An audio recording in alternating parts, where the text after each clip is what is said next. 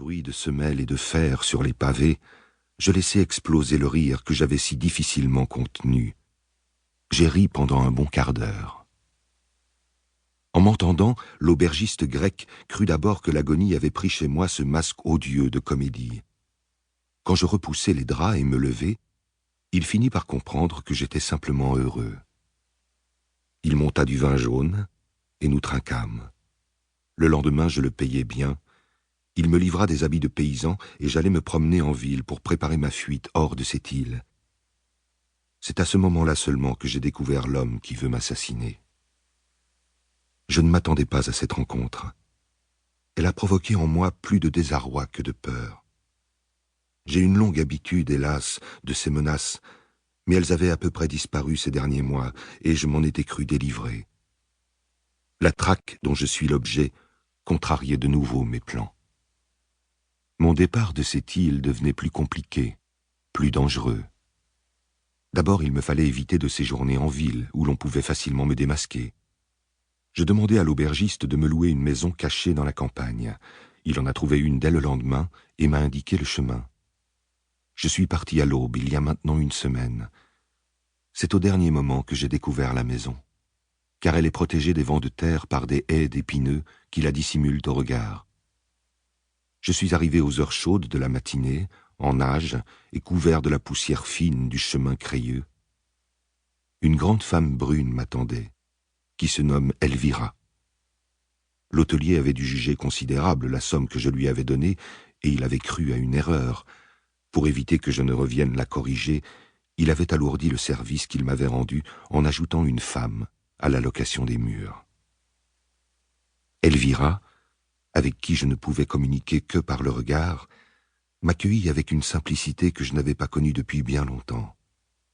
Je n'étais pour elle ni l'argentier du roi de France, ni le fugitif que protégeait le pape, mais seulement Jacques.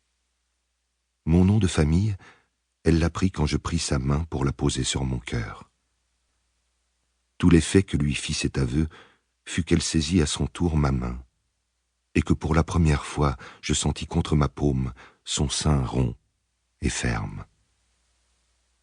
Silencieusement, elle me fit ôter mes vêtements, et me lava avec une eau parfumée de lavande qui avait chauffé en plein soleil dans une jarre. Pendant qu'elle me frottait doucement avec des cendres fines, je regardais au loin l'escarpement gris-vert de la côte que couvraient des oliviers. Les navires de la croisade avaient attendu le Meltem pour quitter le port. Ils s'éloignaient lentement, les voiles mal gonflées par le vent tiède. Comment pouvait-on appeler encore croisade cette ultime promenade nautique, bien à distance des Turcs? 3 siècles plus tôt, quand des chevaliers, des prêcheurs, des misérables couraient sus à la Terre Sainte pour y trouver le martyre ou la gloire, le mot avait un sens. Aujourd'hui que les Ottomans étaient partout victorieux, que nul n'avait ni l'intention ni les moyens de les combattre, et que l'expédition se bornait à encourager et armer de bonnes paroles les quelques îles qui étaient encore décidées à leur résister, quelle imposture de recouvrir ce voyage du nom ronflant de croisade. C'était seulement le caprice d'un vieux pape. Hélas, ce vieux pape m'avait sauvé la vie, et j'avais pris part, moi aussi, à la mascarade.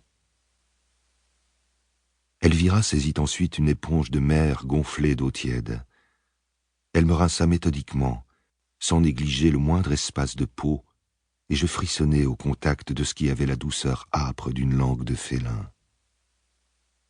Les bateaux avaient l'air maussade sur le bouclier bleu de la mer. Ils se balançaient en avançant à peine, leurs mâts penchés comme les cannes d'une troupe d'invalides. Tout autour de nous, les grillons tenaient une note intense qui tendait le silence et l'emplissait d'attente. Quand j'attirai Elvira vers moi, elle résista et m'emmena dans la maison. Pour les habitants de Chio, comme pour tous les peuples de l'Orient, le plaisir est dans l'ombre, la fraîcheur, la clôture. Le grand soleil, la chaleur et l'espace sont pour eux des violences insupportables. Nous sommes restés couchés jusqu'à la nuit. Et ce premier soir, nous avons dîné sur la terrasse d'olives noires et de pain, à la lueur d'une lampe à huile.